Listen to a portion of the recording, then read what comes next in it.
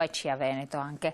Allora, parlavamo dei prezzi dei prodotti. Io ho qui delle segnalazioni che, in base alla ricerca che avete fatto anche voi. Patate 0,20 centesimi, prezzo medio riconosciuto, aspetta che c'è un messaggio, al produttore.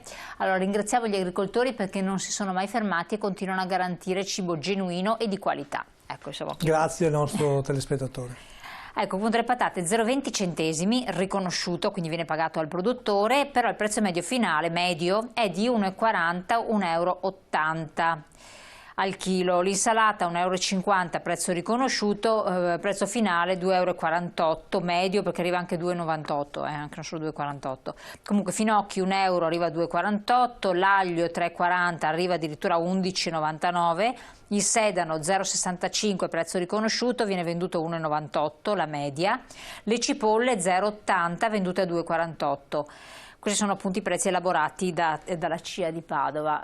È abbastanza, poi lei diceva giustamente il latte 35 centesimi, supera l'euro tranquillamente, latte alta qualità per neanche pensarne, ma sta roba qua continua e voi giustamente gli operatori del settore si lamentano perché hanno dei margini risicatissimi e la filiera non si riesce ad accorciare, non si riesce a provvedere in qualche modo. Sì, guardi, qua probabilmente dobbiamo intervenire nella politica della filiera, cioè quando diciamo politica, quindi mettere in campo tutti quei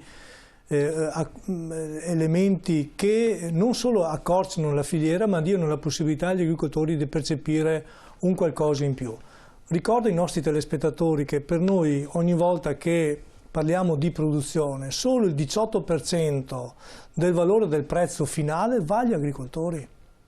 E allora, se da una parte comprendiamo il fatto che nel momento in cui tu immetti nel mercato un prodotto, chiaramente i commercianti e tutti gli altri devono comunque acquisire anche una certa redditività e ci sta, siamo d'accordo, siamo anche altrettanto d'accordo però che per quanto riguarda gli agricoltori devono comunque percepire almeno un centesimo in più rispetto al costo di quel prodotto. Facciamo sempre l'esempio del latte. Agli agricoltori oggi il costo medio è di 39 centesimi per produrre un litro di latte e gli viene pagato dai 34 ai 35 centesimi al litro. Quindi di questo oggi noi stiamo parlando e quindi noi oggi non vogliamo, non chiediamo maggiori contribuzioni per quanto riguarda la nostra produzione, ma chiediamo una redditività che sia equa e quindi una ridistribuzione equa del valore. Ecco quindi per questo motivo che il governo deve intervenire con le norme che ha già messo in campo, che interviene nel momento in cui c'è una disparità di filiera, interviene un ente superiore per dare la possibilità agli agricoltori di percepire quei centesimi in più per dare loro quel reddito che gli permettono di rimanere in agricoltura. E che ricordo che gli agricoltori che rimangono in agricoltura non solo producono cibo e prodotto sano, ma sono anche determinanti per l'ambiente, per il territorio e per il turismo in generale.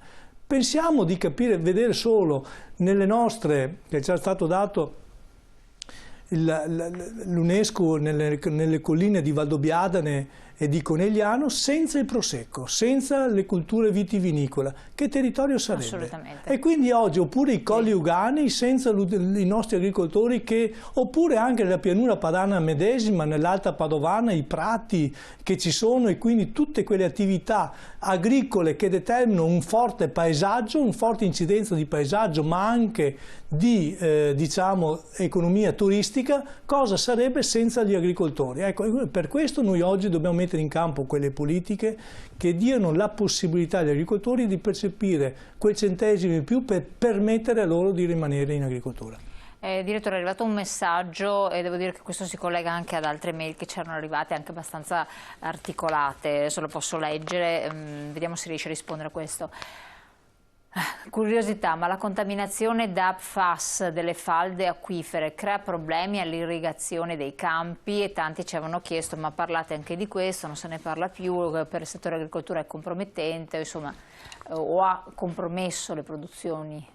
I PFAS hanno compromesso in parte hanno compromesso in parte l'irrigazione e quindi come tale noi per un certo periodo non abbiamo potuto irrigare utilizzando l'acqua diciamo, dei fiumi che erano contaminati. Oggi quell'acqua diventa utilizzabile, quindi oggi la possiamo anche utilizzare per dare irrigazione. Noi oggi abbiamo la necessità però di fare i pozzi artesiani, quindi di mettere le nostre condutture a 70-80 metri e quindi andare a pescare direttamente in falda l'acqua pulita. Ecco, l'acqua è un altro elemento, ha fatto bene il nostro telespettatore a porre la questione. L'acqua per l'agricoltura è determinante, come sono determinati i consorzi di bonifica e il lavoro che sta facendo anche l'ANBI a livello veneto. Noi oggi abbiamo la necessità di avere acqua pulita e quindi la fitodepurazione, l'utilizzo dell'acqua sana per noi diventa indispensabile. Quindi i consorzi di bonifica che devono svolgere un grande lavoro da una parte nel momento in cui viene tanta acqua di trattenerla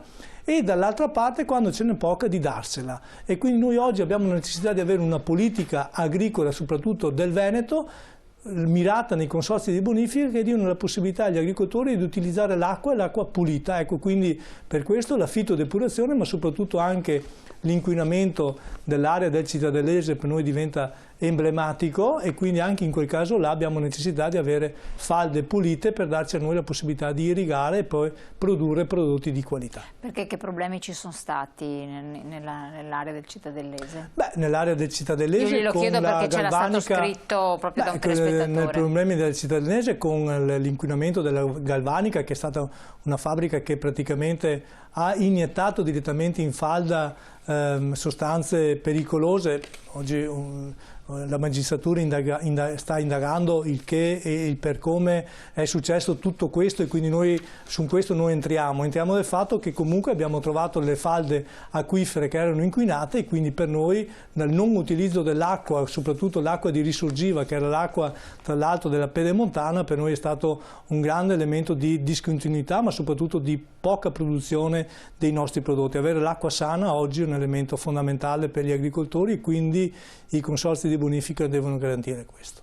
E la stagione autunnale, tocchiamo ferro perché con il punto di vista meteo, come è stata? È andata bene per le produzioni? Sta andando bene, oggi iniziano già le coltivazioni o meglio le arature sui vari terreni, quindi a breve saremo impegnati per la semina del grano e quindi continuiamo, noi non ci fermiamo. Incrociamo le dita, c'è una telefonata, pronto? Sì, buongiorno, sono Gian Domenico da Montebelluna. Buongiorno, buongiorno. Buongiorno. Volevo fare due domande al Presidente un attimino. Sì, il direttore della CIA, prego.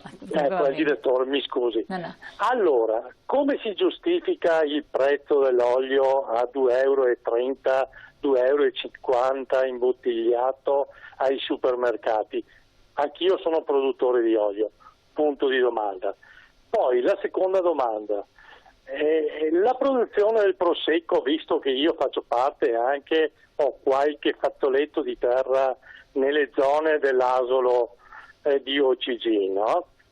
Come si fa a vendere ai supermercati grosse distribuzioni a 1,80 €, 2 € al litro questo prosecco? Punto di domanda. Certo. Grazie mille, Grazie. È una mia domanda. Certo, così. assolutamente, Perché ma ha fatto benissimo, visto che lei tra l'altro sì, ha detto parliamo tanto di sostenibilità, parliamo tanto che ci danno i benefit, alla fine siamo noi produttori che ci rimettiamo dopo, alla fine di tutto. Assolutamente. Com'è andata la raccolta delle olive quest'anno da lei e l'olio? Allora, da me quest'anno è andata benissimo. Bene. Perché mosca non ce n'era, quantità eccellente per una primavera, tra virgolette, è brutto da dire. C'è stata una primavera bellissima e quello ci ha portato a questo. Le rese bene, non ci possiamo lamentare, però vedere questo olio, che noi facciamo parte di una cooperativa, non voglio fare dove siamo soci, però vedere questo olio che lavoriamo tantissimo al supermercato a 2,20 € al litro Non ci siamo. Mi scusi, e non ci siamo. Chiaro. Grazie mille. Grazie a lei, grazie della telefonata. Direttore.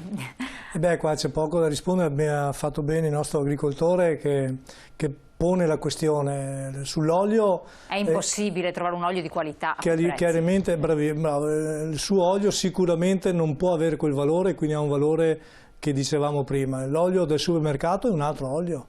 Ma quindi, bisogna che le persone lo capiscano. Quindi anche in questo caso, certo, anche in questo caso qua non dobbiamo stare molto attenti sull'etichetta dell'olio. Quindi essere imbottigliato in Italia non vuol dire essere prodotto e utilizzato da olive italiane. Perché la maggior parte delle olive, lei diceva, probabilmente l'olio viene un olio dell'estero, che per carità non sto qua a discutere della qualità e la genuinità di quell'olio là, ma sicuramente ha un grado e una qualità decisamente inferiore rispetto ai nostri oli, e quindi per questo motivo ha valori di questo tipo. Quindi utilizzo un olio che non ha una grande qualità, anzi pochissima qualità. Per avere quel valore sicuramente avrà pochissima direttore, qualità. Si collega a questo perché tanti consumatori dicono ok, con olio provenienti da paesi extra UE per esempio, però dicono ma se entrano queste olive, ipotizziamo dalla Tunisia, no? Che è un grosso importatore perché noi non abbiamo olive sufficienti, e vengono prodotte con dei fitofarmaci, con diciamo così, dei prodotti per quanto riguarda la concimazione o quant'altro che magari sono nocivi e non sono ammessi nell'Unione Europea.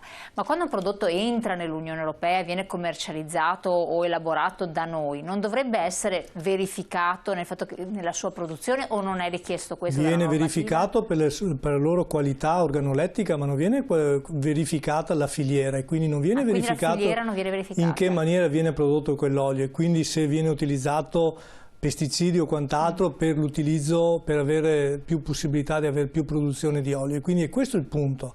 Noi nel momento in cui certifichiamo la filiera, come fa bene il nostro agricoltore avercelo ricordato, quella è la garanzia. La filiera è la garanzia dal produttore al consumatore, e questa è la garanzia in più che noi oggi diamo, e che è un valore aggiunto della nostra produzione. E quindi i nostri consumatori, chiaramente con una situazione di grande difficoltà che noi oggi abbiamo, anche economica, quando si va al supermercato, chiaramente la parte economica alle nostre massaie molto spesso è determinante, però stiamo attenti nel valorizzare bene l'economia, perché acquistare la produzione, prodotti alimentari, dobbiamo acquistarli sani, dobbiamo acquistarli che diano la possibilità e la garanzia a chi acquista della provenienza di quel prodotto. Ne guadagna la nostra salute, e come vediamo la salute è un elemento importantissimo. Magari qualche economia la facciamo in altre parti, ma non sulla qualità dei nostri prodotti. Se non altro quello che si vuole usare a crudo per condire l'insalata o qualche prodotto che sia almeno buono, approfittarne adesso di andare nei frantoi, ce ne sono tanti, abbiamo visto nel nostro territorio, e prenderselo buono.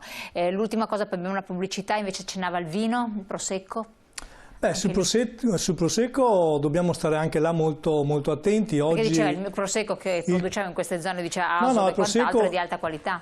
Sì, Valdobbiadene, Conegliano, prosecco di OCG, e quindi l'etichettatura è determinata in questo caso. Generalmente quando si parla di prosecco si parla di DOC, e quindi anche in questo caso il consorzio sta lavorando molto molto bene. Oggi per il terzo anno, se non erro, non vi è la possibilità dell'utilizzo dell'impianto di prosecco, e quindi i nostri produttori che hanno oggi l'utilizzo del prosecco sulle loro produzioni, sulla loro quantità, sono comunque garantiti, quindi non c'è un aumento di ettari di prosecco nelle nostre aree, e quindi questo ci fa ben sperare per quanto riguarda la qualità, ma soprattutto l'aspetto anche economico del prosecco. Oggi il consorzio, soprattutto il consorzio prosecco DOC, deve lavorare molto su questo. Una news dell'ultimo mese, abbiamo avuto anche il riconoscimento del prosecco rosé, e quindi la possibilità di utilizzare il nostro prosecco con il pinot grigio, e quindi la possibilità quindi di elevare le nostre produzioni e dare anche ai nostri consumatori un'ulteriore possibilità dell'utilizzo di un ottimo vino che è il prosecco rosé. Perfetto, grazie. Allora andiamo in pubblicità rapidamente, poi c'è un'altra parte, quindi se voi volete dei messaggi mandateceli pure, oppure volete intervenire, approfittatene tra poco.